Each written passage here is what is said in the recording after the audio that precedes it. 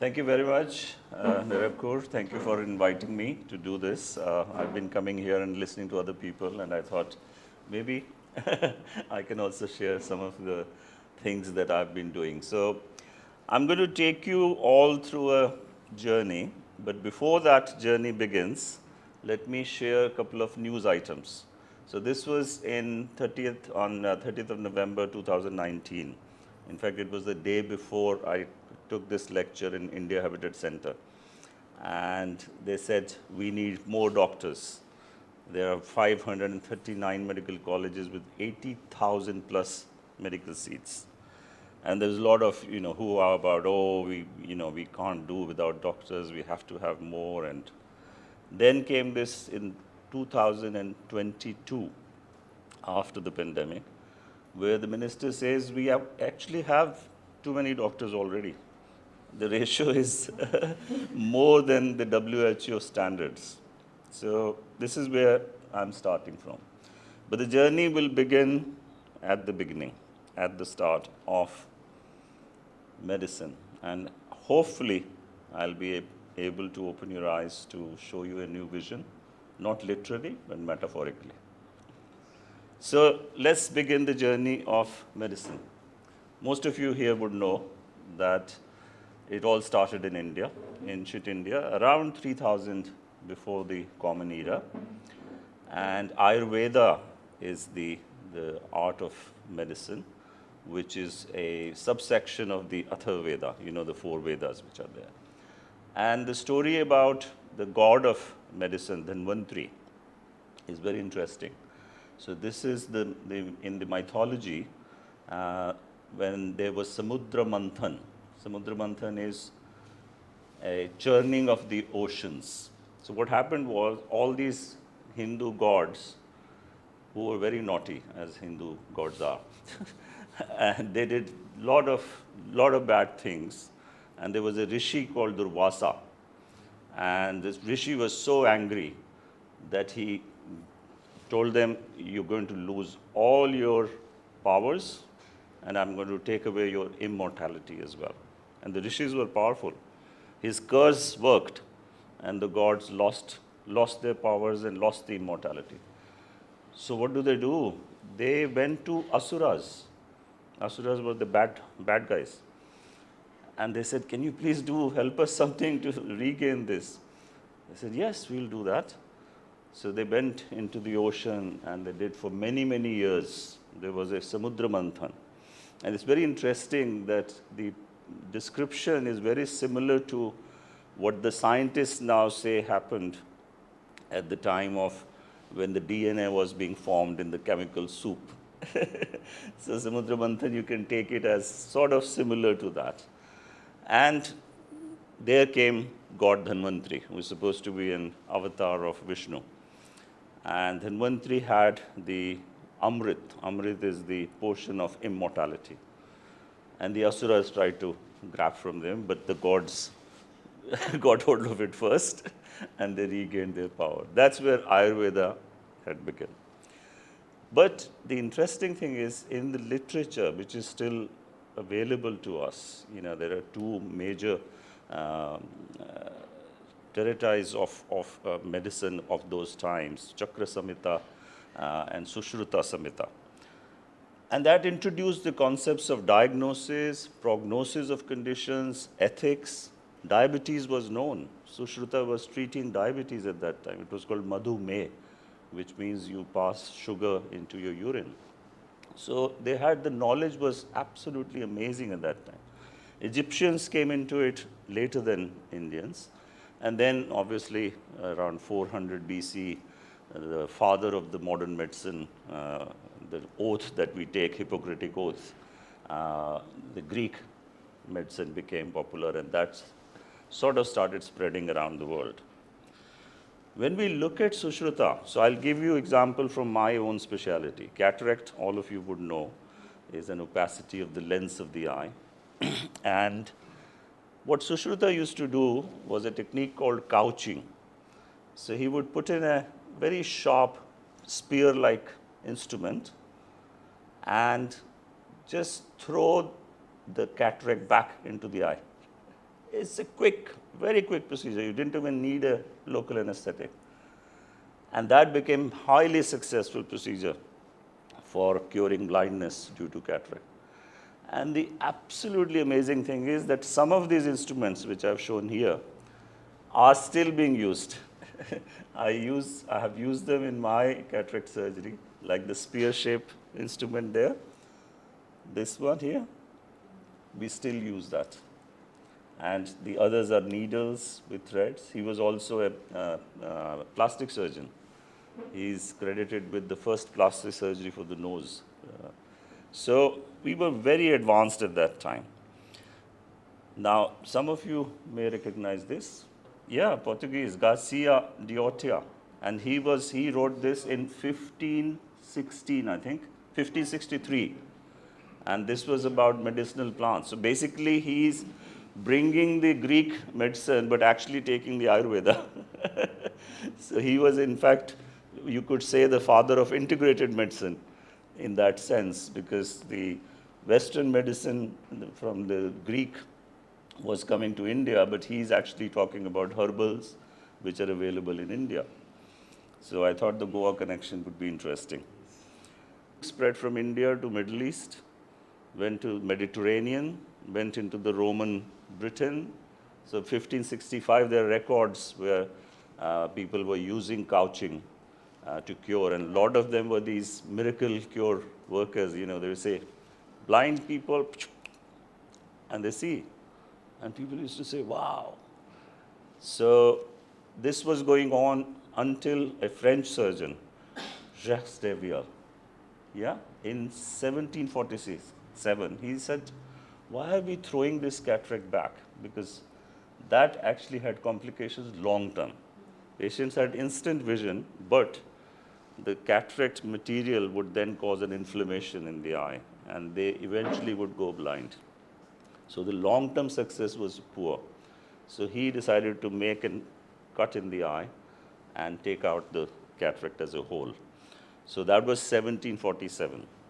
And again, nothing happened for the next 200 years.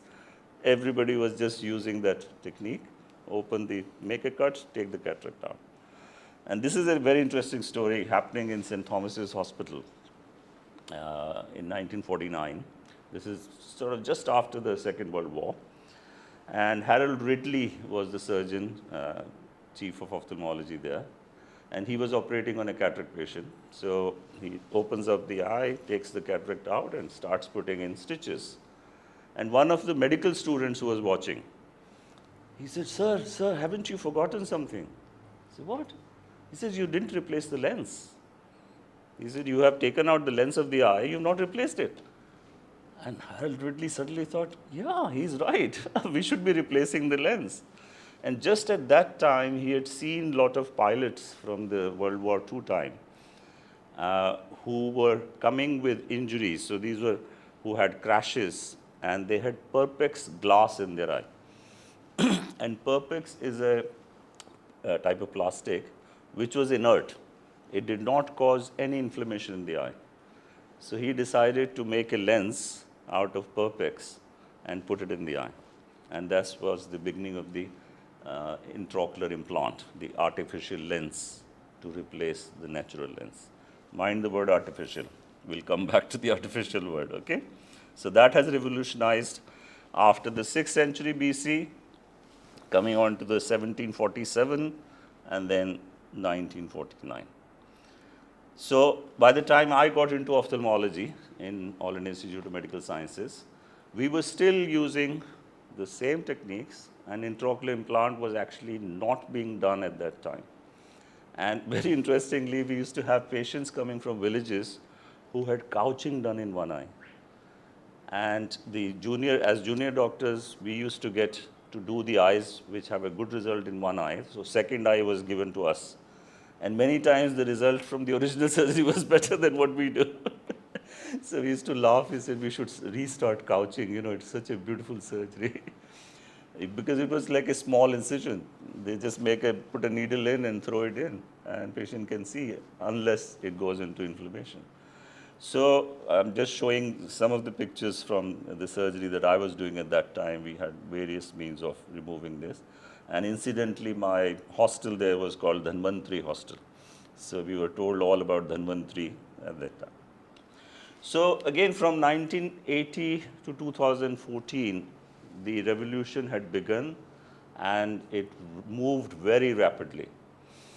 So instead of removing the whole cataract, we started removing the hard bit of the cataract and leaving a bag inside, and then putting a lens into the bag. And then from the solid lens, we went on to foldable lenses. So the small incision surgery came. And then there was an American surgeon, Charles Kellman, who was also a very good saxophonist, who decided that this is such a big incision that we are making to take the cataract out. Why can't I use, in fact, the story there is that he went to his dentist, and the dentist was working with a burr, with a, very, very ultrasonic burr to make a hole in his tooth. And he thought, I could use that to remove the cataract. So he used the ultrasound, and that technique is called phacoemulsification. So we can see how technology is rapidly getting into our day-to-day workings, and it just takes over. And now we have femtolaser, laser that can remove the cataract with the eye, even though the results are still not as good as with the other techniques. But using technology, which also has an element of artificial intelligence in it, has made it easier even if the surgeon doesn't have the skills.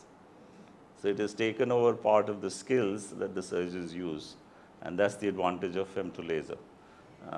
Previous to that, surgeon would have done 1,000, 2,000 cataracts to get to that skill level, and now a laser can make a perfect circle and open up.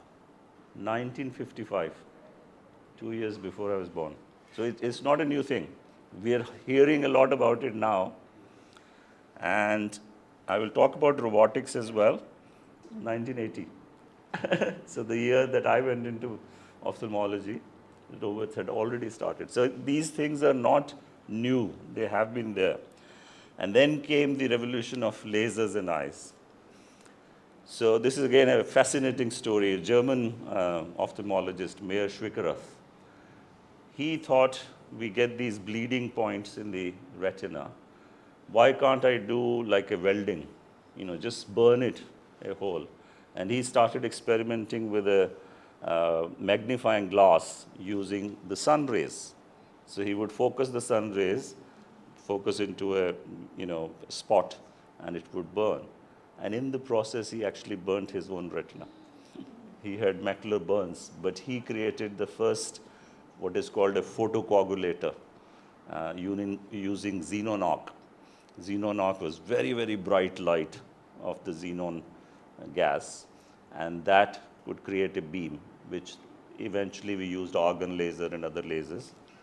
And that absolutely revolutionized the treatment of diabetic retinopathy. Before that, diabetes affects the retina, and people would go blind because there was no treatment for it. And by doing these little spots, as you can see in this picture on the down left, these yellow spots are actually laser burns. And laser can burn those vessels, which are abnormal vessels, and the patient can retain their vision. And then came the excimer laser, which all of you would have heard, the LASIK removal of glasses. And this was an Indian origin scientist who invented the excimer laser. Excimer is a dimer laser. And he thought, why can't we use it to reshape the cornea? And that, again, as I said, revolutionized. And India is now the highest grossing numbers in LASIK surgery, removal of glasses. I won't go into details of the pros and cons of that. That's for another lecture. When I got further training in ophthalmology, I got very interested in the back of the eye, the retina. And just in 80s, this technique was coming up where you go at the back of the eye with these fine instruments and remove the gel of the eye, and then you can operate on the retina. Retina is like extension of the brain, so you're literally doing neurosurgery through the eye. And that fascinated me, and I learned. I went on sabbaticals to US and in Moorfields Eye Hospital, and I started doing this and started teaching it as a consultant in England. And one day, when I was assisting, I was actually supervising one of my juniors who was a very well experienced surgeon. He had 7 years of experience of doing eye surgery. And he said, "Sir, let me do this vitreoretinal surgery, please, please." He was from India. And I said, "Okay." And he took this instrument and went straight into the lens of the eye, which I told him not to do. So there was a permanent damage. And I started thinking, we have pilots who train on, simulators before going into a plane. They don't just go into a plane and crash it. So why can't we have virtual reality simulators? So we created one of the first virtual reality simulators for retinal surgery in the world. This is with the University of Hull. This was my project, which was eventually published in Eye, which is a Nature publication, as a revolution of simulator surgery. And as you can see, there is elements of artificial intelligence coming now, because you have to program to say this is what is going to happen. And this idea was then taken by a German company, ISIS, and they created the first vitreoretinal simulator so that people can train on a simulator before going into a human being. This also took me for my further forays, and I got a PPP Medical Foundation award to go to US on a sabbatical to work on further development of the virtual reality simulator and technology in the telemedicine, retina, digital photography, and lots of other things. So I'm going to cover that part now. Just like in the cataract surgery, imaging of retina was also, nothing was happening for 200 years. Gulstrad was a German ophthalmologist who had first invented this ophthalmoscope, which is like a torch, but you put it in front of the eye and you can see the back of the eye, the retina. And this is on the right side. This is the usual thing. A lot of you might have experienced it going to an optician or an ophthalmologist. And it is still being used. It's called a direct ophthalmoscope. But then came the digital revolution, where we have these cameras, fancy cameras, which can take very high resolution images of the retina. And that helps us in diagnosing a lot of conditions. And I'll come back to that. And then came another landmark innovation, which is called OCT, optical coherent tomography. So this is like a laser cutting a section, like a surgical section of the eye. So you see all the 10 layers of the retina, as you can see in those pictures. And this gives a 3D image as well. And that has absolutely transformed the diagnostics in ophthalmology. We can now see exactly what is happening in which layer and where the fluid is and where the pathology is. So OCT was another landmark which has changed. So when I went to US, I was made the head of teleophthalmology at the Doheny Eye Institute in University of Southern California. And just then, Hollywood was also struggling with this idea of having digital movies, because cinema was always celluloid. And you know what celluloid is. It's a film using the silver. And they were very reluctant to accept the digital. I mean, now we have Netflix movies coming and, IMAX and everything. But in 2003, it was a big problem. They were not allowing them to go for Oscars. Anyone who made a digital film was not allowed to enter. And I wrote this article, Teleophthalmology Meets Hollywood, saying that same thing is happening in our field, where the traditional ophthalmologists were not very happy that we were using digital technology. But digital imaging then brought us the telemedicine revolution. So that's the other revolution. I was chief investigator for this program called Latino Dream, Diabetic Retinopathy Evaluation and Management Program. So Latinos, as most of you would know, are the Mexican Americans in US who don't really have great medical insurance. They're from the lower socioeconomic underserved community. And I was head of the retina unit in Los Angeles Hospital, where 90% of the patients were Latino patients who had no insurance. And the diabetes was very high in them, about 15% of them, because of their diet, their lifestyle. Type 2 diabetes was very common. So we used to have these patients coming very late stages of retinopathy, going blind. We couldn't do anything. So I started this program. We got a good grant from California Endowment, and this was to evaluate the retina remotely. So we used the digital cameras, put them in the periphery at the general practitioners, so that the patient can come there because it's easier for them. They don't have to travel to the institute in LA, and they can get a picture taken, which can then be transmitted to a center. Now came the next problem. How do you get ophthalmologists to look at images, 80% of which would be normal images? Ophthalmologists, especially in America, are very, very busy making money by operating on patients. They don't want to see these normal images and say, well, the time is precious. So I wrote an algorithm, and with my team of software developers, we said, why don't we create a kind of, you could say it was an artificial intelligence program, it's an algorithm, where we just have to take somebody who is like a school leaver, somebody who has just basic knowledge of how to use word processing or something on a computer, no other medical knowledge, and they have to say there are 5 yellow spots in this quadrant, there are red spots in this quadrant, and this thing looks like this. So it was all very, very vague terminology, but the algorithm converted that into a diagnosis. So we could actually grade, and we did a direct comparison with the ophthalmologist and our algorithm, and we got 92% concurrence. So that is, in a way, the first semi-automated diabetic retinopathy screening program.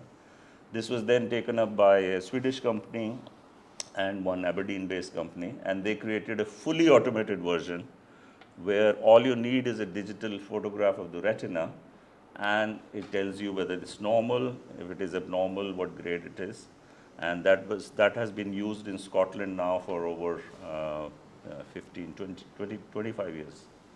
It's been used since that time. So that was my sort of contribution, small contribution to artificial intelligence becoming. So you can imagine in National Health Service, every patient, every diabetic has to undergo a screening because you can prevent blindness if you diagnose early enough. And Sweden had actually started the first mass screening program, and they reduced the incidence of blindness due to diabetic retinopathy to 0, because they can manage the whole population to do that. So it is, it has changed lives. It has really, when people talk about artificial intelligence doing bad things, there's so many good things which have been happening for years.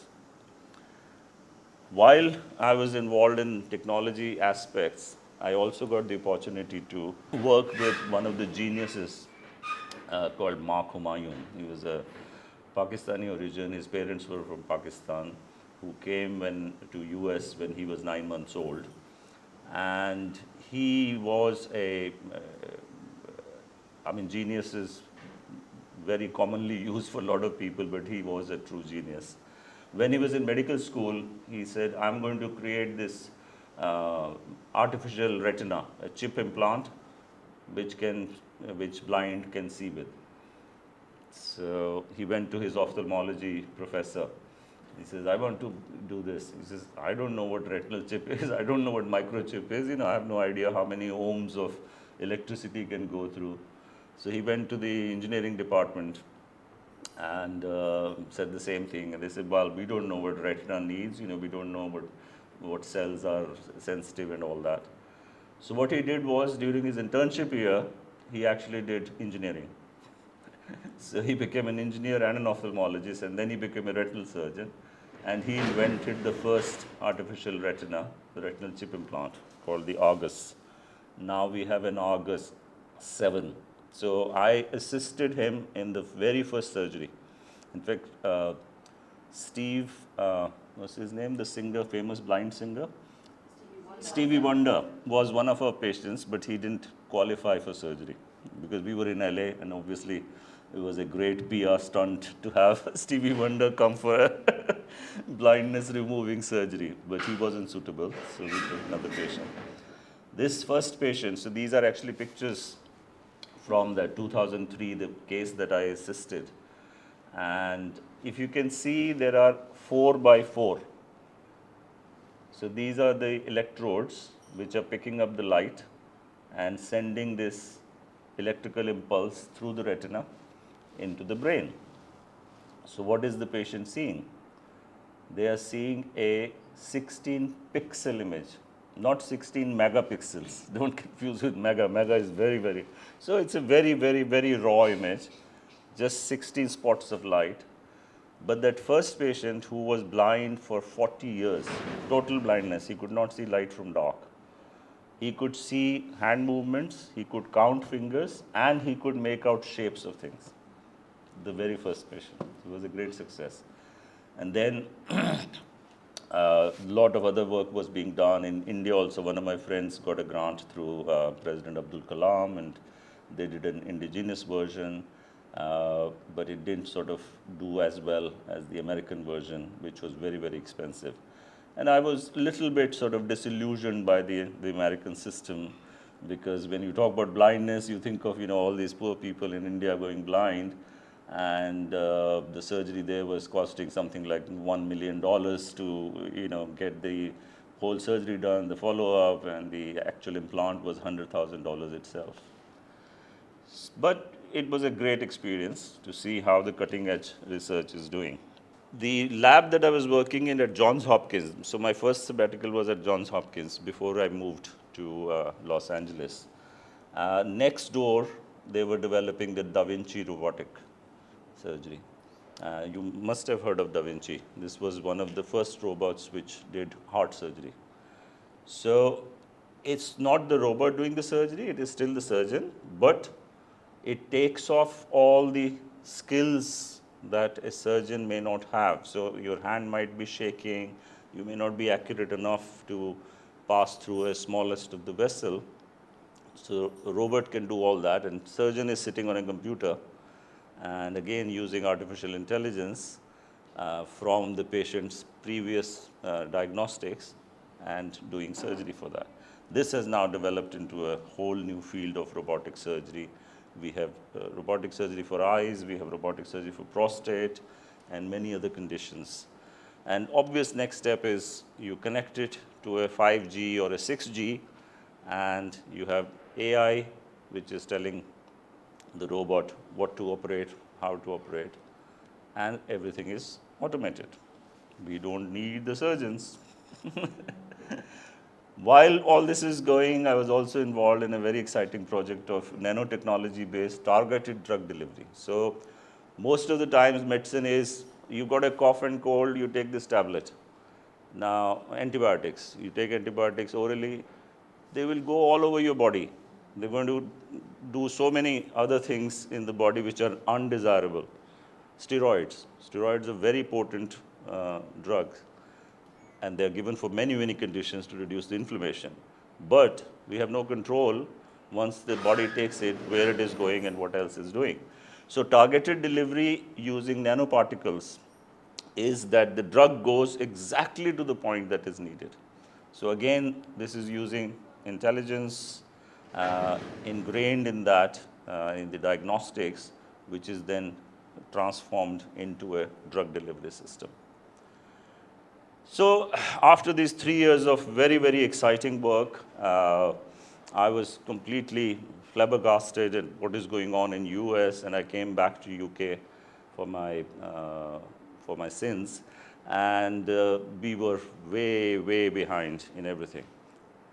At that time, there was a cataract waiting list of about 18 months, which I think has gone up now after the pandemic.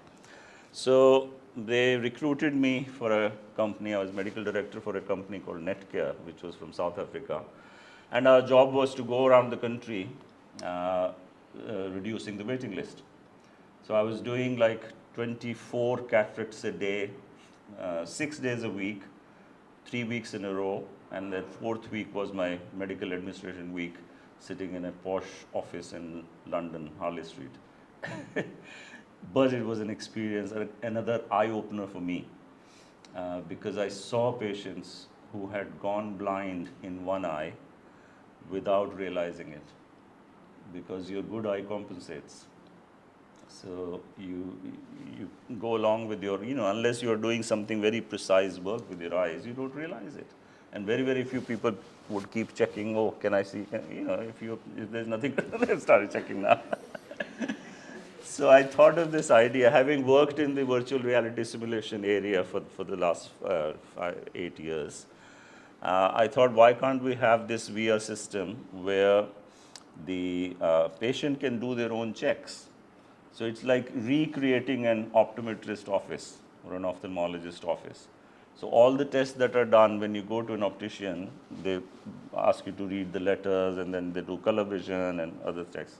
And I also patented 2 unique tests, which were to compare the vision in one eye from the other, and also over a period of time. That was called the Innovative Tele-Eye Screening Tool, eye test. And it was very well recognized. I got an award from Enterprise East. This is John Humphreys. I don't know how many of you, BBC presenter. So this project then took me to further areas, and I went back to US to work on this model. The pictures that you see on the left is a high-end retinal camera, we call it fundus camera, which is giving a very high-resolution image. The picture on the right is my device, which is made from a school kit. School, when they experiment with optics, using an iPhone, and that's my own eye. And you can see the level that is so inexpensive. There is nothing else other than the optics of the and few lenses. So based on this, I went to Texas, in a North Texas Enterprise Center, and we started making this device until the director comes to me and says, sorry, sir, we have to leave. I said, what happened? I said, we have a next door lab, which is US Defense, working on some very secret project on lasers, and you are not a US citizen, so you have to leave. So I left after 1 week of super excitement, but then I came to India. That was the reason, that was the main reason at that time. This is happening in 2012. There was a competition by Bombay IIT, which was called Eureka, for a technology-based business plan for a device. And we were runners-up. We got a prize. But that introduced me to investors like Indian Angel Network. And we also got government grants. So we got a very good grant from the Department of Biotechnology to develop that device. The development is still going on. Is Mohsin here yet? Mohsin was supposed to come. He's my colleague who is running a software company here. And we are developing artificial intelligence as the next level, where the pictures, this device would be used for mass screening. So in a way, it is democratizing the technology, where people who can't afford to go to an ophthalmologist, they don't have in villages and small tier 1, tier 2 city, or it is very expensive to go. They can have the screening done, and it can be, the image can be read by a software algorithm, which will then give at least an answer to say you need to see somebody urgently, you need to see somebody routinely, or you're okay, come back in 6 months. So just a 3 grade decision can be made by that without involvement of an eye doctor or an optometrist. We don't need that. So I won't go too much into detail of this Cambridge project because that is another lecture on its own. Just suffice to say that I had an interest in placebo effect, and that led me to another aspect, which is, we coined the term ipsicura, cure yourself, self-healing. So that's the area that I developed at that time, and that's now subject of a book, which hopefully will be published very soon. So I won't go into details, but it links to the topic where I say there may be a world without doctors. So the concept was from curati ipsum, which means take care of your own self, cure yourself.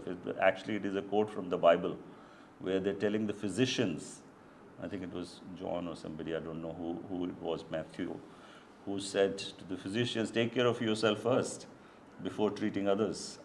And I thought that was so appropriate. We don't, as doctors, we have the worst health record.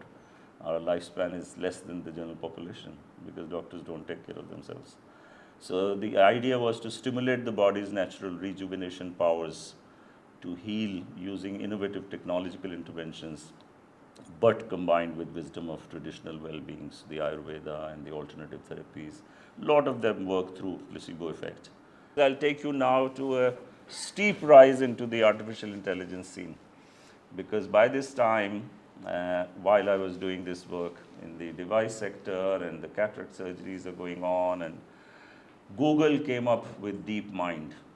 That is their very, very powerful artificial intelligence program. And they did a study in Moorfields Eye Hospital. Moorfield is one of the top eye hospitals in the world. And they involved 20 top ophthalmologists of Moorfields. And what they did was they took patients' images of the retina and the OCT, the OCT that I told you before, the laser section. And the algorithm was reading for the diagnosis, and the ophthalmologists were doing separately without them knowing each other what the other is doing, called a double-blind trial, or so that there is an objectivity. And then 2 years later, they again did the same thing to see what the patient actually had. And the results were better with DeepMind than with the top 20 ophthalmologists. So that was the first shock to the ophthalmology community.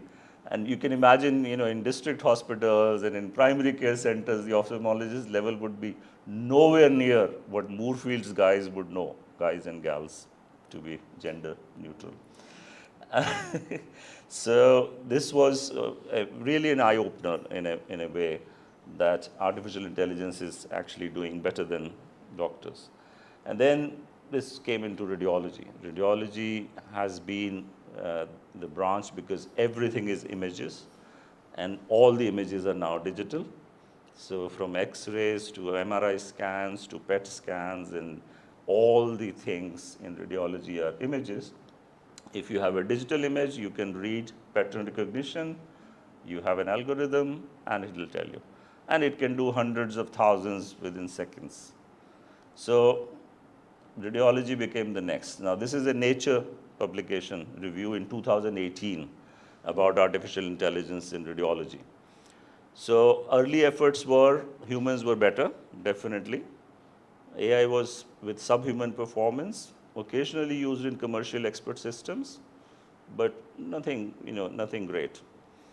We were mainly using it for records, electronic records, and just making some changes. Then 2018 came the cross line where the AI started to get better.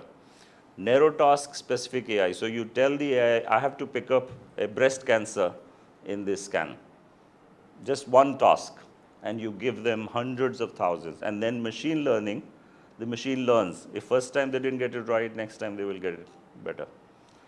And that started to beat radiologists. So the future outlook, they predicted in 2018 that the journal AI will exceed human performance and the reasoning in complex tasks, including writing best-selling novels and performing surgery. So human intelligence improves as we learn from AI.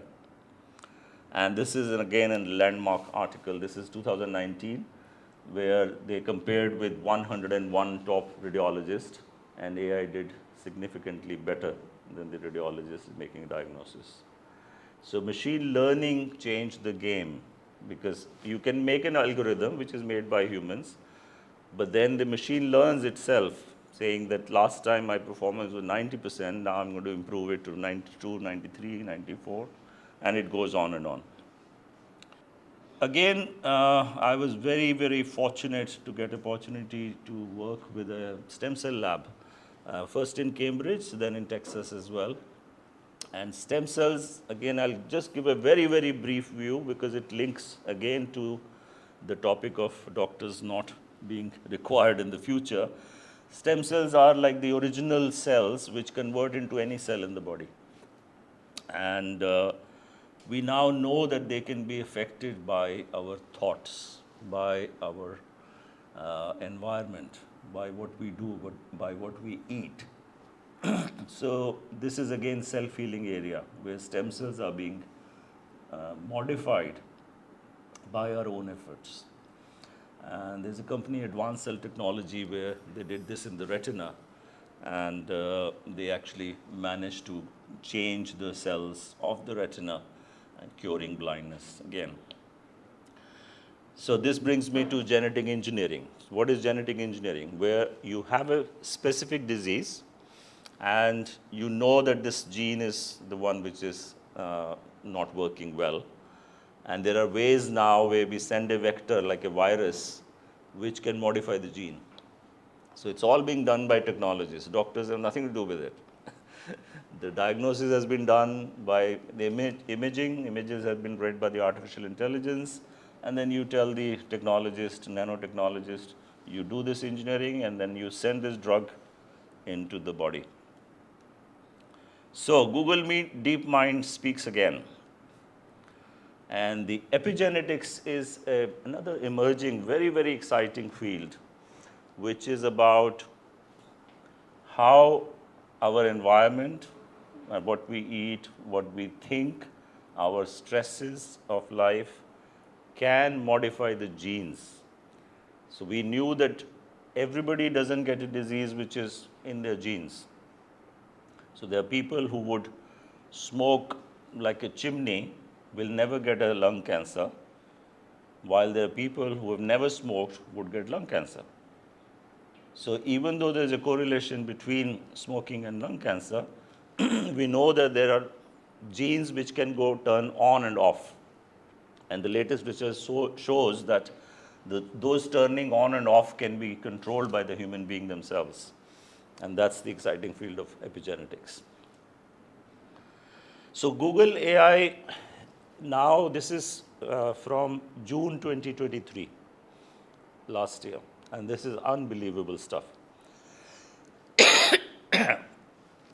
Sundar Pichai came to India, and he went to this institute in Madurai and in Hyderabad, LV Prasad. And they took hundreds of thousands of images, millions of images of the retina. And they started developing algorithms to find out whatever they can correlate. They could find out accurately the age of the patient just by looking at the retina, a digital image read by an algorithm. Biological sex of the patient, just by looking at the retina, which no human ophthalmologist can do. You know, I've seen probably hundreds of thousands or maybe a million eyes. I can't tell just by looking at an image, this is a male patient or a female patient, but AI can. And then whether they're smoker or non-smoker. So a lot of patients will give you wrong history. You know, they don't want to admit to you that I'm smoking. You can tell by the fundus retinal photograph. A1C, HbA1c is a marker for diabetes, which is a very, very accurate marker. So even if we don't have any changes of diabetes looking at the retina, the AI can pick up that this patient will develop diabetic retinopathy because their HbA1c is so high. And same for BMI, your body index, mass index ratio, and your blood pressure. AI can predict your blood pressure by looking at your retinal photograph. So this is where we are heading. Then came obviously the chat GPT. I'm sure all of you would know. So with OpenAI, there's still a lot of questions. These are the advantages and the applications for that in medicine. I'm talking specifically about medicine. It produces a formally structured text. So like we used to do doctor letters. One of my main jobs as a consultant, which would take probably about 40% of my time, was to dictating a letter for the doctor, for the patient, for the lab, all those things. It does it. It has an eloquent vocabulary. English has never been my first language. I had to struggle initially to use those words which are, a lot of patients, especially in England, they would feel offended if you use a word which in India is very commonly used in English. So those things are taken care of. They have the vocabulary. It can be used as a rapid search engine. You don't have to put in keywords into Google. As you said, I want to go to this. So same way for medicine. You just say what you want, and it will give you all the data which has been generated at least 2 years ago, and that produces this. Searches and it analyzes literature. So for doctors, it is a great tool. And in fact, some of the companies which are now selling, they're selling it as a pilot, as a helper to the pilot. You are the pilot, this is a co-pilot. Like you are piloting a plane, pilot is the main person who is dealing with it, but the co-pilot tells him, this is what the weather is, this is what, there is this thing going on. So it can be a co-pilot for now. And it can be used for medical education. Imagine a professor who knows everything. Basically, we used to love those professors who knew so much. Now you have ChatGPT, and it can also act as a conversational agent because it has the LLM model, large language model. And for India, you can translate into local languages.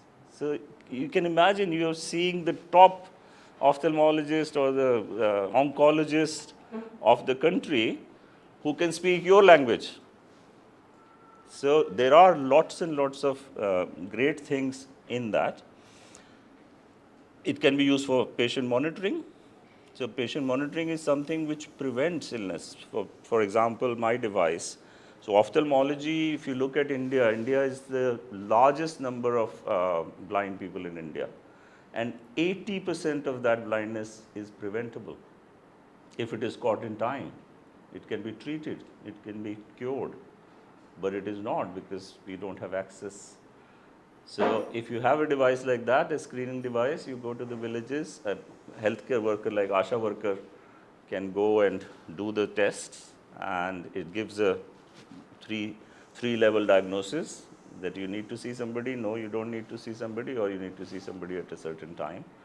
And you have a monitoring device, right? So it is democratizing medicine in that sense. It's not for just the developed countries and who are doing those things.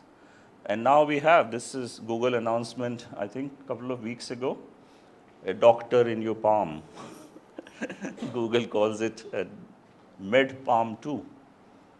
So this has everything. It can read your X-rays, your ECG, and it answers just like the prompt is, what does this film show? What is my X-ray showing?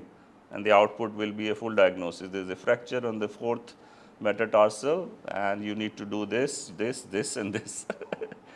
So there is a doctor in your palm. You don't need a physical human doctor. But now we come to the downside. So there are a lot of ethical and legal issues, which is my specialization in a way, to look at the ethics and legality in medicine. So inclusion, as I said, it should not be that only the developed countries are using it. It should not be that only certain class of people have access to it.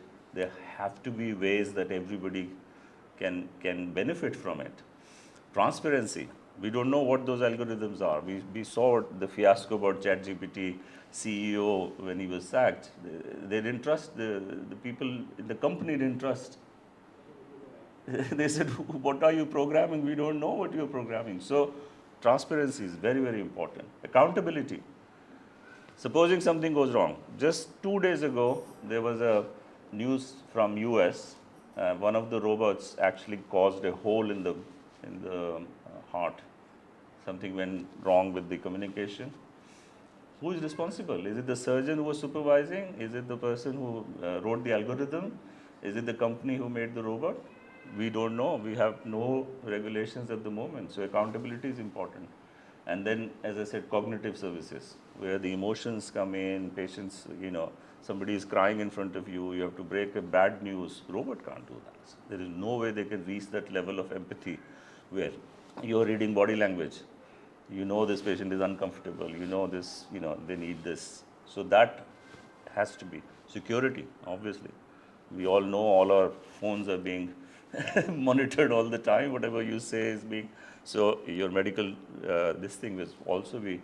So security is very important. And the rights of the robot themselves, because we are creating consciousness in the robots.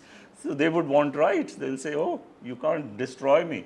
Like in these sci-fi films, the sci-fi films that we've seen where robots are being destroyed and they rebel. And the bias, as I said, the programmers can have a bias. Even though the doctor is not, doctors always have biases, but programmers could have bias and they may program something, yeah, this treatment is for the white people or black people or, whatever the bias is in your mind, that can come into that. So there was a very good article in 2018 about all those things. So ladies and gentlemen, I would like to conclude that with the rapid advancements in digital imaging, artificial intelligence, and highly innovative nanotechnology, drug delivery, robotic surgery, stem cell therapies, and genetic engineering along with epigenetics, with only technicians and this technology, it is possible to have a healing without doctors, but we would need empathizers, and you can think about a world without doctors. Thank you very much.